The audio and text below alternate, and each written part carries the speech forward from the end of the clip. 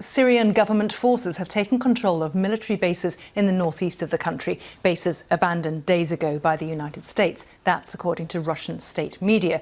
The Russian-backed Syrian army advanced into the area under a deal struck with the Kurdish fighters who've just lost their powerful American backers. So that's one of the two sides pushing forward. The other is backed by Turkey, whose president said in just the past few hours he has no intention of declaring a ceasefire, as Washington is demanding. Recep Tayyip Erdogan had this defiant message for his NATO allies.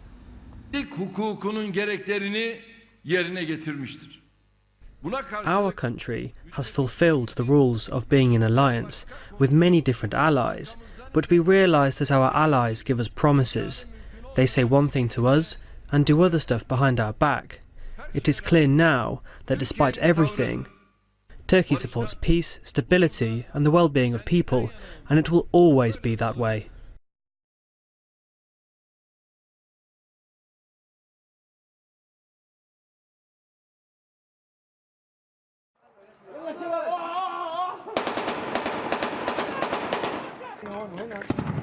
There's an urgency to the fighting in northern Syria.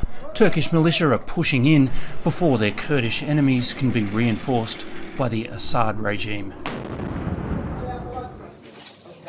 The battle lines are shifting quickly, and not everyone can get out of the way in time. Hospitals are overwhelmed, and this war is so unpredictable, even foreign aid doctors who regularly operate in conflict zones are pulling out, leaving civilians, including children needing treatment for horrific injuries. 200,000 people have fled their homes, heading to cities that are running out of food and water. Only a handful are making it to Iraq, an exhausting trip across mountains and the Tigris River.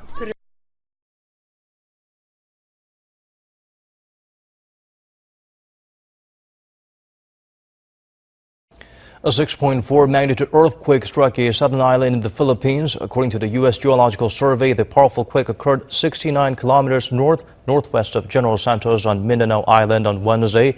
It was detected at around 7:37 p.m. local time, so reports of casualties and damages have not yet been confirmed. Authorities did not issue a tsunami alert after the tremor. The Philippines is located within the Pacific Ring of Fire, where there is intense seismic activity stretching from Japan through Southeast Asia and across the Americas.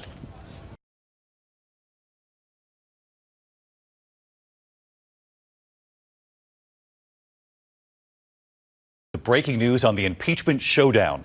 There was a meeting just a short time ago, House Democrats preparing their next steps. And the other major headline tonight involves President Trump's personal attorney, Rudy Giuliani. Tonight, Giuliani has now acknowledged he made $500,000 from that Ukrainian-American businessman, Lev Parnas. He is one of those two men under arrest. They were helping Giuliani investigate Joe Biden and his son.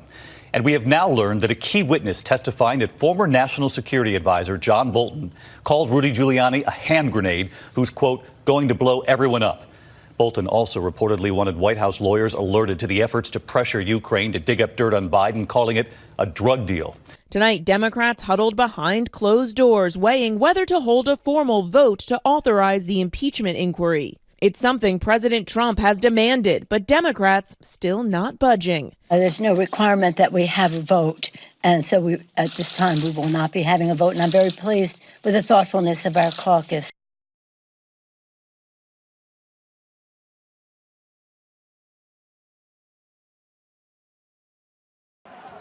Chanting independence, protesters erected barricades that they set on fire, as a peaceful demonstration earlier in the evening turned violent, and riot police went in with shields and batons, striking protesters in their path.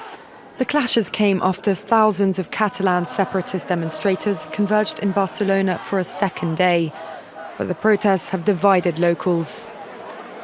The separatist movement has made clear they won't let up in their protests, which was sparked after the announcement of tough sentences for pro-independence leaders for organising a 2017 independence referendum the Spanish government deemed illegal. Madrid is now under renewed pressure ahead of a November election.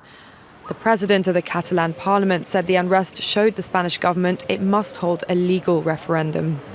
This referendum is inevitable because the majority of Catalans who voted in 2017 and who want to decide their future will not disappear.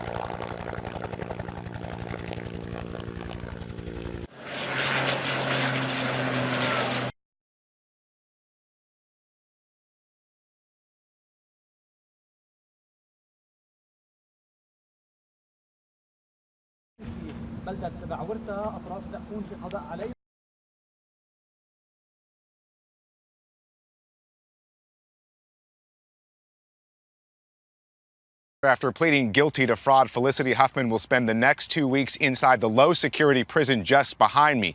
The actress facing a real-life role she never thought she would, that of an inmate.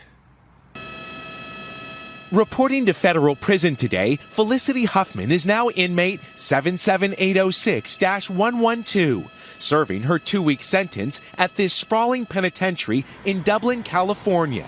She'll wake up at 5 a.m., wear a brown prison uniform, and answer to 5 inmate roll calls every day. Jennifer Myers spent 14 months in federal prison on drug charges. Unless you've been incarcerated and had the experience of being strip searched, you have no idea what it feels like. It's very humiliating. Leaving her Hollywood estate behind, Huffman will have visitation on weekends, allowing husband William H. Macy and her children to see her.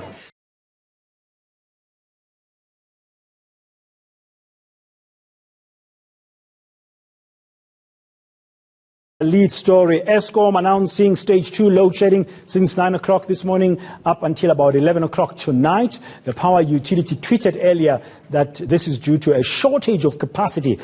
Yes, unfortunately we have a system that is constrained at this point in time, our generation system. And it was leading up since Saturday. On Saturday morning at about 9 o'clock we lost the main coal feed from the mine, the conveyor system to Medupi Power Station, losing a third of the capacity of Medupi, being one of our new power plants, that can produce at about 4,000 megawatts. So that was a significant negative impact on the system. Then we also lost since Saturday afternoon another 6 units, approximately 600 megawatts due to boiler tube leaks. Currently, we are having another 3 units that is running at this point in time, but with boiler tube leaks. So the system, as we speak now, is under severe constraint.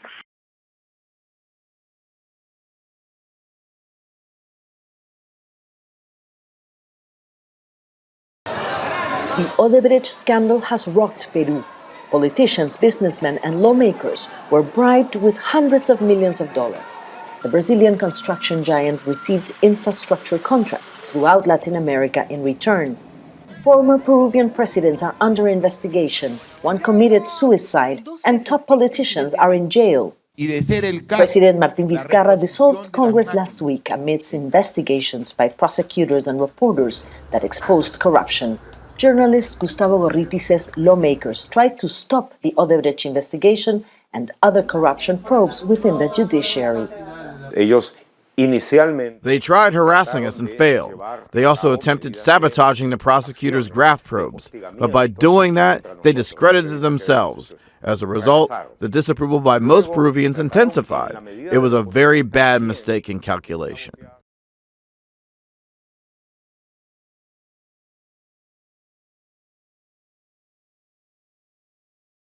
There's been an explosion in the number of paralysis tick bites across the southeast. Vets say animals who are vomiting and unsteady on their feet can very quickly end up on life support if owners aren't vigilant. But there are easy steps you can take to protect your furry friend. A playful pup, 3-month-old Bunty, went downhill overnight after being bitten by a paralysis tick. She couldn't get up. And she couldn't stand on her leg. Owner Jean Heron found and removed the potentially fatal critter from behind Bunty's ear, then rushed to the vet. I got a call to say that the puppy had had a relapse and was going to need overnight care. The Airedale Terrier ended up on a ventilator at the Animal Referral Hospital. The animal hospital treated a dozen dogs just last weekend. Some southeast vets are reporting up to 200 cases a month.